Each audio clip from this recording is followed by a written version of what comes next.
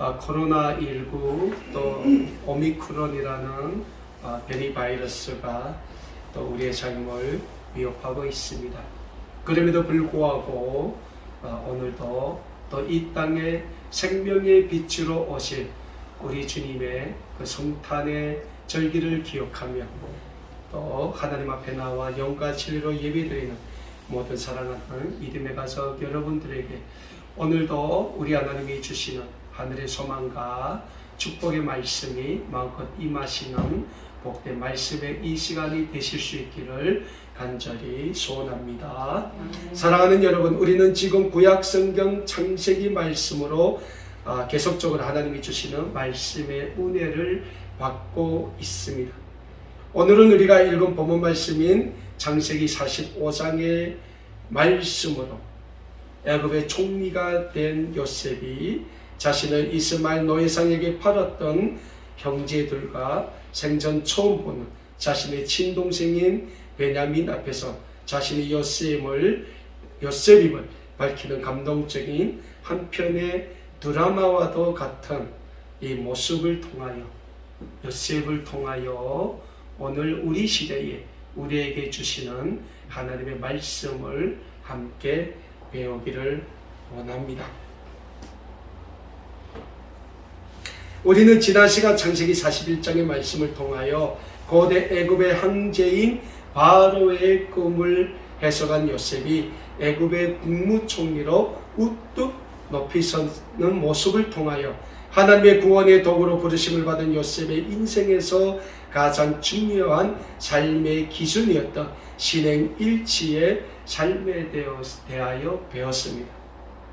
하나님은 요셉의 나이 17살 때 요셉의 인생에 대해 꿈으로 요셉에게 보여주십니다. 그리고 하나님은 요셉의 인생을 하나님의 거룩한 계획대로 인도해 나가셨습니다.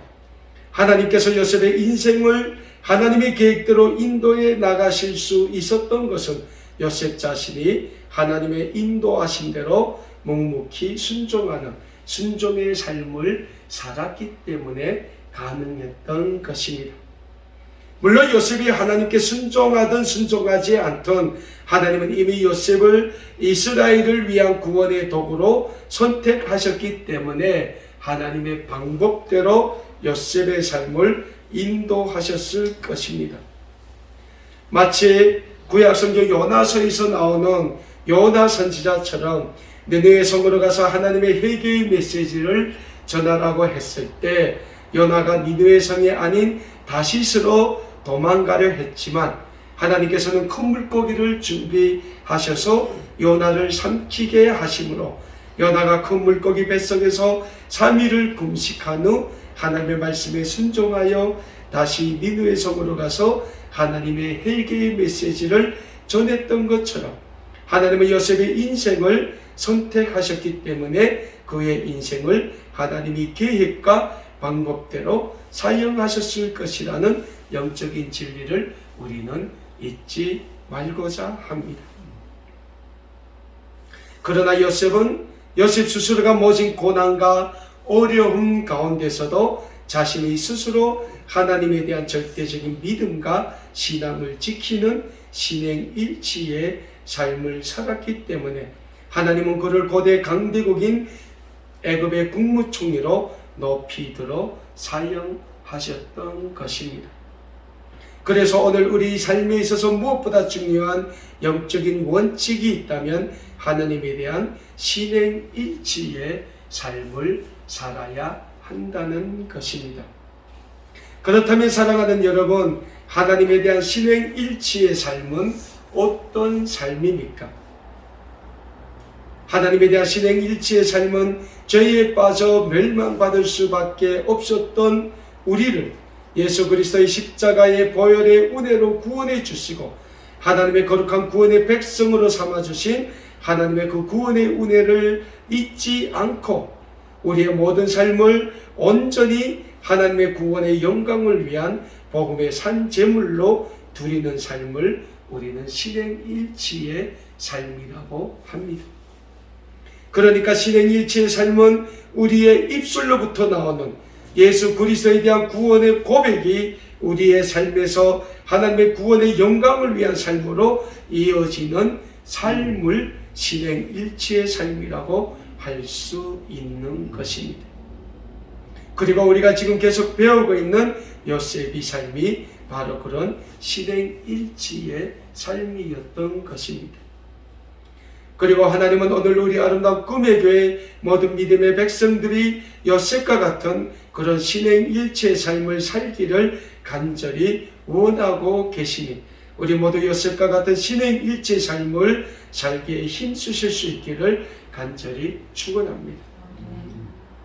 자, 요셉이 신행일치의 삶을 하나님 앞에서 사니까 하나님은 요셉을 이 세상에서 최고로 높여주십니다. 그것도 요셉이 30세의 젊은 나이에 히브리 민족의 노예라는 신분을 한순간에 벗어버리고 고대 애굽의 국무총리로 하나님께서 만들어 주신 것입니다. 그리고 하나님은 고대 애굽의 모든 국민들과 모든 관료들이 다 요셉 앞에 허리를 조아리게 만들었습니다. 요셉을 애굽의 노예 시장에서 노예로 샀던 고대 애굽의 황제 바로의 경호대장이었던 보디발도 지금은 요셉 앞에서 허리를 조아립니다. 요셉이 지하 감옥에 있을 때 요셉의 꿈의 해몽을 해주었던 바로의 술 맡은 가든장도 요셉 앞에서는 허리를 굽혀야 합니다. 무엇입니까?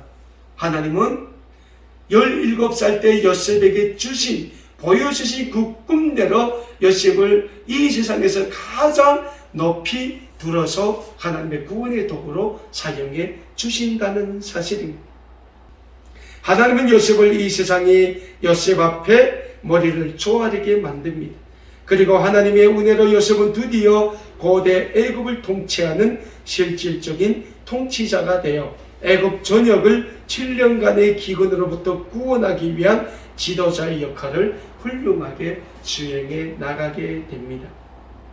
우선 요셉은 애굽에 7년 동안 풍년이 든 기간 곡식을 각 지역의 식량 저장 창고에 쌓아두게 합니다. 그리고 7년 동안 거둬들인 그 알곡을 7년 기근 동안 다시 애굽의 국민들에게 국가가 제정한 가격으로 팔도록 합니다. 이렇게 하나님은 요셉으로 하여금 고대 애굽의 국무총리의 역할을 훌륭하게 수행하도록 축복해 주셨을 뿐 아니라 요셉의 가정에도 하나님은 하나님의 축복을 더하여 주십니다. 요셉이 애굽의 국무총리로 우뚝 선 순간 하나님은 고대 애굽의 황제인 바로를 통하여 온의 제사장이었던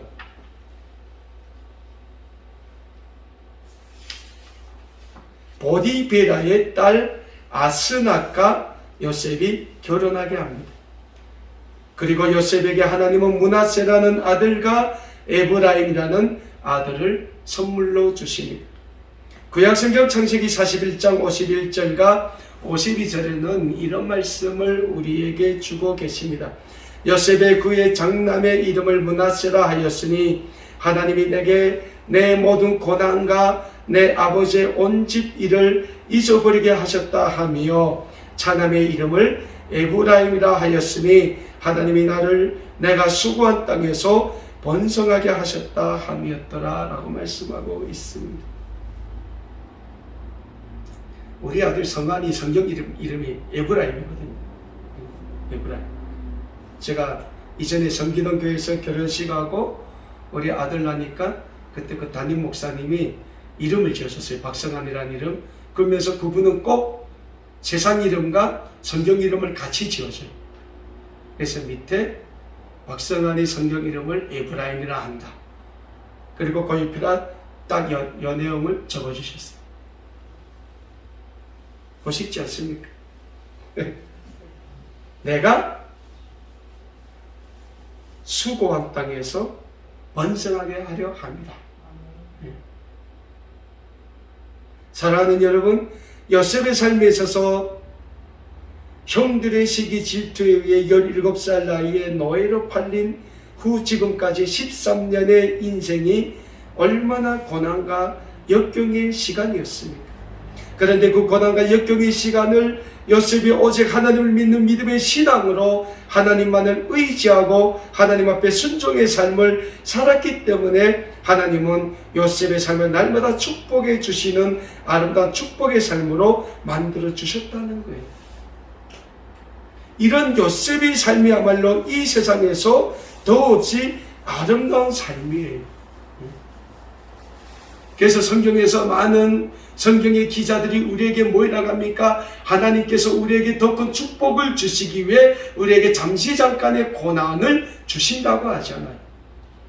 근데 많은 경우 우리는 하나님이 잠시 잠깐의 고난을 주면 그 고난이 무서워서 도망을 가요. 하나님 앞에서 내뺀단 말이죠. 하나님은 그 고난을 통하여 우리를 위하여 더 큰 축복을 예배해 주셨음에도 불구하고 우리는 그 잠시 잠깐의 고난을 이기지 못하고 도망간다는 거예요. 그러면 도망간다고 그 고난이 사라집니까? 그것도 아니라는 거예요. 우리가 도망갈수록 그 고난과 어려움은 우리에게 더 큰 고난과 어려움으로 다가온다는 거예요.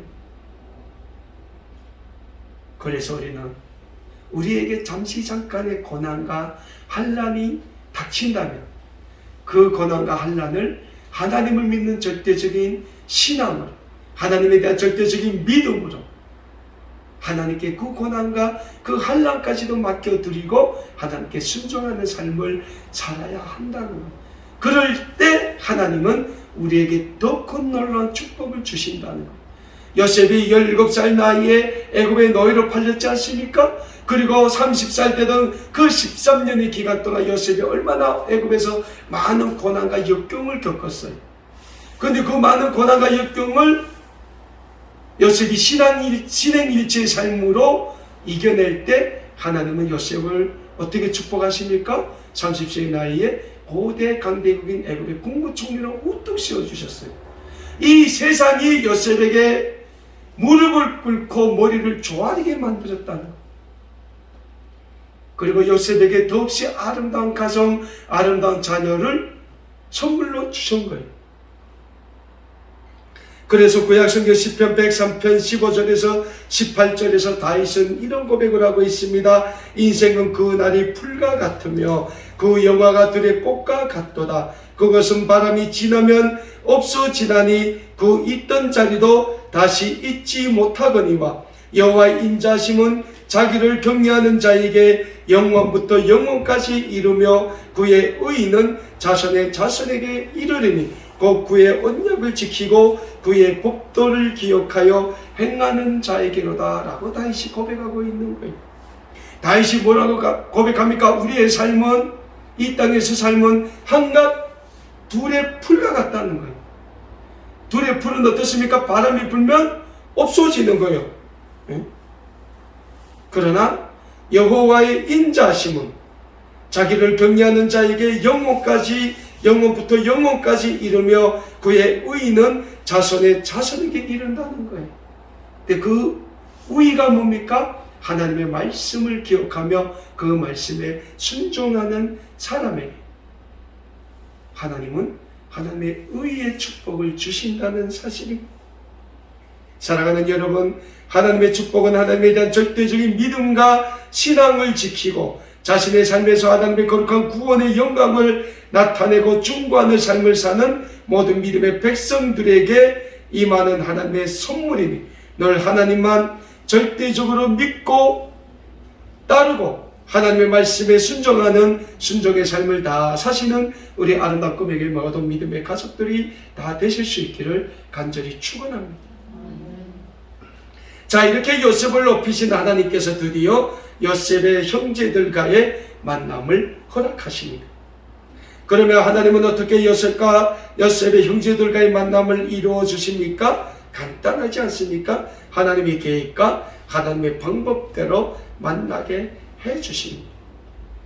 요셉이 애굽의 국무총리가 된 후 고대 애굽에 7년의 풍년이 있었어요. 그리고 7년의 기근이 닥치게 됩니다. 아마도 당시 이 애굽에 닥친 기근은 애굽뿐 아니라 전 세계적인 기근이었던 것입니다. 그래서 요셉의 아버지 야곱과 그의 가족들이 살던 가나안 지역에도 극심한 기근이 닥쳤던 것입니다.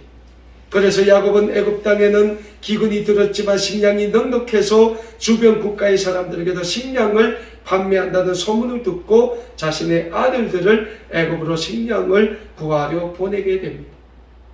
그렇게 요셉의 형들이 아버지 야곱의 명을 받고 고대 애굽으로 식량을 구하려 오게 되는데, 이때 식량 저장고에 시차를 나왔던 요셉이 식량을 구하려 온 자신의 형들을 보게 되는 거예요. 구약성경 창세기 42장 5절에서 8절의 말씀입니다. 이스라엘의 아들들이 양식사로 간 자 중에 있으니 가나안 땅에 기근이 있습니다. 때에 요셉이 나라의 총리로서 그 땅 모든 백성에게 곡식을 팔더니 요셉의 형들이 와서 그 앞에서 땅에 엎드려 절하며 요셉이 보고 형들인 줄 아나 모르는 체하고 엄한 소리로 그들에게 말하여 이르되 너희가 어디서 왔느냐? 그들이 이르되 곡물을 사려고 가나안에서 왔나이다. 요셉은 그의 형들을 알아보았으나 그들은 요셉을 알아보지 못하더라. 요셉이 그 형들을 어떻게 잊겠습니까? 17살 난 자기를 죽이려고 짐승들을 잡으려고 파는 함정에 가둬놓고 그 함정 입구를 막았던 형들이 아닙니까? 자기를 17살 나이인 자기를 이스마엘 노예상들에게 운 20냥에 팔았던 형들이에요. 그 형들을 요셉이 어떻게 잊겠습니까? 뭐 있는 거예요. 여러분, 사람이요, 자기 자신에게 선대한 사람은 쉽게 잊어도 자기 자신에게 못된 짓을 한 사람은 죽을 때까지 못 잊는다고요. 그게 사람의 본성이라는 거예요. 그런데 요셉이 애굽의 국무총리가 됐을 때 이 형들이 온 거예요. 곡물을 살라. 그런데 이 형들은 요셉을 알아보지 못하니까 어떻게 알아보겠습니까? 고대 애굽의 국무총리가 자기 동생, 자기네가 너희로 판 그 동생이 요셉일 줄 이 형들이 어떻게 알겠어요? 모르는 거예요. 애굽의 황제인 바로처럼 흰 세마포 옷을 입고 금사슬을 두르고 상상도 못하는 거죠. 그런데 요셉은 그 형들을 알아봤다고 해요. 그러나 모르는 척 했다는 거예요. 결국 17살 난 요셉에게 하나님이 보여주셨던 꿈이 지금 그대로 이루어지고 있는 거예요. 요셉이 17살 나이에 하나님이 요셉에게 어떤 꿈을 보여주셨습니까? 요셉이 들에 나가 가을거리를 하는데 요셉의 곡단이 서 있고 그 형들의 곡식당이 요셉을 둘러서고 요셉에게 절하는 꿈을 꿨지 않습니까? 하늘에 해와 달 11별이 요셉을 둘러서서 절하는 꿈을 꿨어요. 근데 그 꿈이 지금 이루어지지 않습니까? 10명의 형들이 요셉 앞에 무릎을 꿇었다는 거예요. 머리를 숙였다는 거예요. 아마 사실 맨 처음 자신의 형들을 보았을 때 아마도 요셉의 마음에서는 별의별 생각이 다 밀려오면서 좋은 생각보다는 형들에 대한 원망의 생각이 많이 들었을 거예요. 하지만 요셉은 그런 형들에 대한 원망마저도 신앙으로 승화시켜 나가면서 결국은 형들을 용서하기에 이릅니다. 물론 요셉이 자신의 형들을 용서하기까지는 많은 시험을 형들에게 줍니다. 하지만 요셉이 형제들에게 준 시험은 그동안 형들이 얼마나 인간적으로 성숙되어 있는가를 보고자 했던 시험이지 17살 난 자신을 노예로 판 형들을 복수하기 위한 시험은 결코 아니었다는 거예요. 아니, 요셉이 형들을 복수하자면 그냥 잡아서 그냥 죽이면 돼요. 근데 형들을 용서하기 위하여 요셉은 그 형들을 시험을 했다는 거예요. 요셉의 형들이 맨 처음 애굽에 식량을 구하려 왔을 때 가져온 돈을 식량을 구입한 형들이 돌아갈 때 몰래 형들의 식량을 담은 자루에 담아 보냅니다. 또 요셉은 자신의 친동생인 베냐민을 데리고 애굽으로 온 형들의 식량 자루에 운잔을 넣어둠으로 형들을 도속으로 몰기도 합니다. 그러나 이러한 시험을 통하여 그래도 형들이 지난날 자신들이 저질렀던 잘못을 회개하고 형제에 대한 우애의 사랑을 보이는 모습을 보고 형들의 과거의 잘못을 요셉은 용서해 주기로 결심했던 것입니다. 그리고 우리가 읽은 오늘 본문 말씀인 구약성경 창세기 45장 1절에서 15절의 말씀에서는 요셉이 드디어 형들의 지난 과거를 용서하고 형들과 친동생인 베냐민 앞에서 자신이 요셉임을 밝히는 모습을 기록하고 있지 않습니까? 오늘 본문 말씀 2절과 3절입니다. 요셉이 큰 소리로 우니 애굽 사람에게 들림에 발에 궁중에 들리더니 요셉이 그 형들에게 이르되 나는 요셉이라 내 아버지께서 아직 살아계시나이까 형들이 그 앞에서 놀라서 대답하지 못하더라 라고 기록하고 있습니다. 오늘 본문 말씀 2절의 말씀을 보니까 요셉이 크게 울었다고 말씀하고 있습니다. 사랑하는 여러분, 요셉이 얼마나 크게 울었으면 애굽 사람과 바로의 왕궁까지 들릴 정도로 크게 울었다라고 말씀하고 있겠습니까? 사실 우리도 요셉도 우리와 같이 선정을 가진 인간이지 않습니까? 지난 13년간 애굽에서의 모진 세월이 결국 이 형들 때문에 요셉이 겪어야 했던 시련과 고난의 날들이지 않습니까? 그러니까 인간적으로 생각했을 때 요셉의 마음이 얼마나 아팠겠습니까? 그러나 요셉은 그 모든 과거의 기억을 지금 형들 앞에서 울음으로 보여주고 있는 겁니다. 그리고 나서 요셉은 드디어 형제들에게 자신의 요셉임을 밝히고 있습니다. 그리고 요셉이 형들에게 묻는 제일 처음 질문이 무엇입니까? 내 아버지는 아직 살아계십니까? 왜냐하면 아버지 야곱의 사랑을 그 누구보다 많이 받아왔던 아들이었던 요셉이지 않습니까? 그래서 요셉은 그 형들에게 맨 처음 물어보는 질문이 내 아버지는 아직 살아계십니까? 라는 질문이었던 것입니다. 그러나 지금 요셉 앞에 서 있는 형들과 동생 베냐민은 정신이 하나도 없을 것입니다. 왜냐하면 13년 전에 노예로 팔아버렸던 동생이 살아있다는 믿기지 않는 현실, 그리고 그것도 고대 강대국인 애굽의 국무총리가 된 요셉의 믿기지 않는 현실 앞에서 형들은 지금 거의 반정신이 나가 있었을 것입니다. 그리고 막 정신을 차리고 동생 요셉을 알아봤을 때 형들의 머릿속에는 이제는 영락없이 죽었다라는 생각 외에는 다른 생각이 나지 않았을 것입니다. 그럼 형들이 왜 이런 생각을 했겠습니까? 형들이 저지른 죄가 있으니까요. 동생 야곱을 죽이려고 짐승을 잡으려는 함정에 그 동생을 잡아놓고 함정 입구를 막아버렸던 형들의 악행, 온 20의 동생 요셉을 노예 장사꾼들에게 팔아버렸던 형들 자신의 악행을 지금 그들은 누구보다 생생하게 기억하고 있기 때문입니다. 그러나 사랑하는 여러분, 요셉은 그런 형들 앞에서 예수 그리스도의 아가페의 사랑으로 형들의 과거의 악행들을 다 용서하고 그들을 십자가의 사랑으로 품는 영적으로 승화된 아름다운 모습을 보이고 있습니다. 오늘 본문 말씀이 창세기 45장 4절과 5절의 말씀입니다.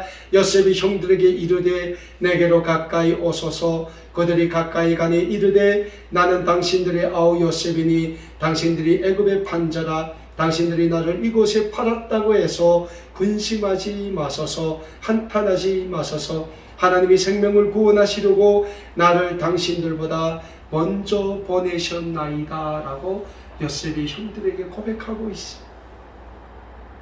자, 요셉이 지금 자기 앞에서 어쩔 바를 몰라하더니 형들에게 뭐라고 이야기합니까? 형님들 두려워하지 말고 내 앞으로 가까이 오라고 합니다. 그리고 요셉은 이야기합니다. 나는 당신들이 애굽에 판 요셉입니다. 그러나 형님들이 나를 애굽에 팔았다고 해서 두려워하지 마십시오. 이 일은 하나님이 당신들과 내 아버지의 생명을 구원하기 위해 당신들보다 나를 애굽에 먼저 보내신 하나님의 계획 아래 이루어진 일입니다. 그러니 모든 된 일은 다 하나님의 인도하신 가운데 이루어진 일이니 너무 걱정하지 마십시오 라고 이야기를 합니다. 사랑하는 여러분, 우리는 요셉의 이 모습에서 대림의 이 절기에 죄인된 우리 인류를 구원하시기 위해 하나님께서 이 땅에 구원의 주님으로 보내주신 예수 그리스도의 십자가의 사랑을 깨달을 수 있습니다. 하나님은 우리 인류를 하나님의 형상대로 지으신 창조주 하나님이십니다. 그러나 하나님의 형상대로 지으심을 받은 우리 인류의 조상인 아담과 하와가 하나님의 동산인 에덴 동산에서 하나님께 불순종의 죄를 지음으로 우리 인류에게는 벗을 수 없는 원죄가 들어오게 되지 않습니까? 그러나 하나님은 그런 죄의 근성을 가지고 있는 우리 인류를 모든 죄의 근원에서 해방시켜 주시기 위하여 하나님 자신이 인간의 몸을 입으시고 이 땅에 오시어 십자가에서 우리의 모든 죄를 용서해 주신 것입니다.